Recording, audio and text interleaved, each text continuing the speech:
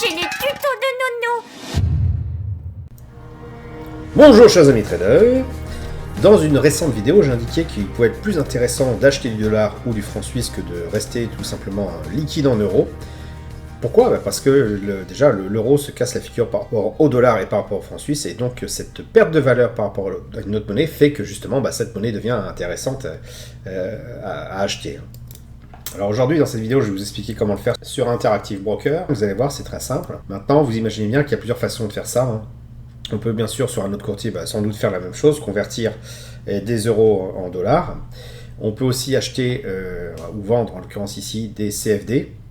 Maintenant, le problème des CFD, c'est qu'il y a des frais assez conséquents. Et c'est pas forcément intéressant si on veut garder ça très longtemps, parce que les vidéos, enfin les courbes que vous voyez ici sont des courbes basées sur une base mensuelle. Donc garder une position sur le CFD pendant plusieurs mois, c'est vraiment avoir des frais conséquents à la clé.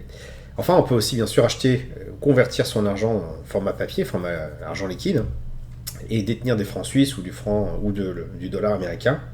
On peut aussi avoir un compte ouvert à l'étranger et garder des liquidités dans la monnaie du pays. C'est tout à fait possible, bien sûr, à condition de déclarer au fisc que vous avez ce compte ouvert à l'étranger. Pour la partie trading pure, donc, on peut effectivement changer de monnaie pour tout simplement conserver de la valeur par rapport à notre propre monnaie. Mais on peut avoir aussi un autre cas de figure, c'est intéressant d'acheter par exemple des dollars, c'est si vous voulez investir sur une action américaine alors que vous avez un compte en euros. Si vous ouvrez directement, je sais pas, on peut prendre n'importe quoi, on va prendre Tesla. Si je prends une action donc américaine, donc en dollars, hop, on le voit ici, action dollar. Si j'ouvre une position sur Tesla, et je ne dis pas qu'il faut le faire, c'est peut-être même pas le bon moment de le faire d'ailleurs, ce qui va se passer, c'est qu'il va y avoir deux positions qui vont s'ouvrir sur l'interface du courtier. Une première position, bien sûr, en dollars.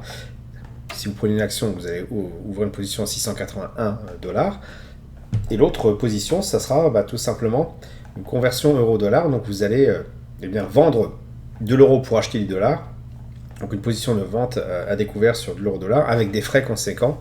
Et ça, le meilleur moyen de l'éviter, c'est un peu le même principe que le CFD. Il vaut mieux d'abord acheter du dollar, transformer vos euros en dollars. Si vous voulez acheter par exemple 680 $, une action Tesla, il vaut mieux convertir donc l'équivalent en euros vers le dollar et ensuite passer la position dollar de telle sorte qu'il n'y ait qu'une seule position qui soit ouverte et que vous n'ayez pas des frais à vous coltiner par la suite. Ceci étant dit, revenons sur l'euro-dollar. Alors pas forcément besoin de se prendre la tête en termes de complexité avec tous les indicateurs que vous voyez. Une simple moyenne mobile 10 périodes sur une base mensuelle, vous regardez si le prix clôture en dessous de cette moyenne mobile descendante, auquel cas vous pouvez acheter le dollar, enfin vendre l'euro en l'occurrence. Et bien sûr, si le prix clôture au-dessus de cette moyenne mobile 10 périodes croissantes, comme c'est le cas ici, on sera plutôt à l'achat. En fait, on retournera dans sa monnaie d'origine pour l'euro-dollar. Je résume en gros, vous avez un prix qui clôture au-dessus de moyenne mobile 10 périodes, et bien en fait, vous pouvez passer à l'achat dans la monnaie d'origine. Donc là, ça serait par exemple l'euro qui serait intéressant à acheter. Quand vous clôturez en dessous de moyenne mobile 10 périodes, qui est toujours croissante, vous ne faites plus rien. Et quand cette moyenne mobile 10 périodes devient décroissante, bien vous passez plutôt à la vente. Et donc là, on voit bien que depuis le début de l'année, voire même un peu plus, ça fait presque un an, on est sur des prix qui clôturent en dessous de moyenne mobile 10 périodes décroissante. Hop, comme ceci. Donc clairement, c'est que l'euro est baissé par rapport au dollar. Et donc, vendre de l'euro pour acheter du dollar a du sens. Et puis le mieux, c'est de le garder tant qu'on a cette position-là. Alors évidemment, il y a des cas de figure où, par exemple, c'est le cas ici. À un moment donné, quand le prix repasse au-dessus de la moyenne mobile 10 périodes, qui elle-même devient croissante, on a perdu effectivement cette zone-là, où on aurait pu gagner de l'argent. Maintenant, ce qu'on vise, c'est du très long terme.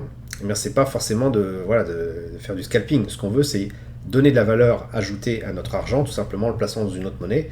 Et donc ça, c'est pour plusieurs mois. Regardez ici, hop, août 2014, ça allait pratiquement jusqu'à la fin, mars 2016. Donc presque un an et demi, un peu plus d'un an et demi, presque 2 ans, où le prix était relativement intéressant, où là c'était intéressant d'acheter du dollar et on faisait une culbute. Je regarde, évidemment, si on positionne ici, à peu près 14%, donc sur un an et demi, c'est quand même confortable. Et de la même manière ici, depuis septembre 2021, on est à 12%, donc tout à fait confortable.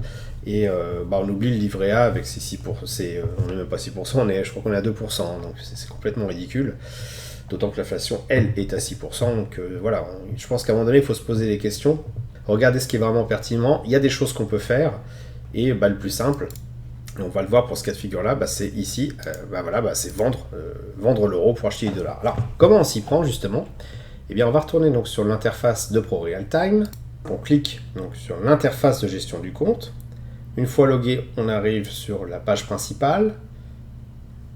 On va ensuite sur Trade et Convert Currency, ce qui veut dire changer les monnaies. On choisit sa monnaie de départ, donc par exemple l'euro. On veut acheter du dollar, on choisit du dollar. On marque la somme que l'on souhaite, par exemple on va dire 1000 euros. Hop, il convertit automatiquement la valeur au cours du moment sur le dollar. On appuie sur Submit, je ne vais pas le faire ici parce que je n'ai pas intérêt à faire ça pour l'instant. Et c'est tout. Vous allez avoir vos 1000 euros qui vont être débités de cette valeur-là et crédités ici. Et bien sûr, l'opération inverse se fait exactement dans la même position. Vous voyez, donc c'est relativement simple de changer ces valeurs de monnaie. Donc il y a effectivement un peu de frais, alors c'est pas énorme. Je crois que pour les 10 000 derniers euros que j'avais convertis, j'avais dû avoir 2,50 € de frais ou quelque chose comme ça. Donc tout à fait acceptable. Surtout si on garde cette position très longtemps. En tout cas, beaucoup plus acceptable que de passer avec des ordres CFD qui vont vous coûter en frais. Ça va même plus avoir d'intérêt de faire la conversion, autant rester directement en euros et rester liquide. Voilà, j'espère que vous avez apprécié cette vidéo. Si c'est le cas, merci de laisser un pouce pour m'encourager à continuer. Abonnez-vous à la chaîne YouTube pour ne rater aucune nouvelle publication. Je vous dis merci et à bientôt sur le blog.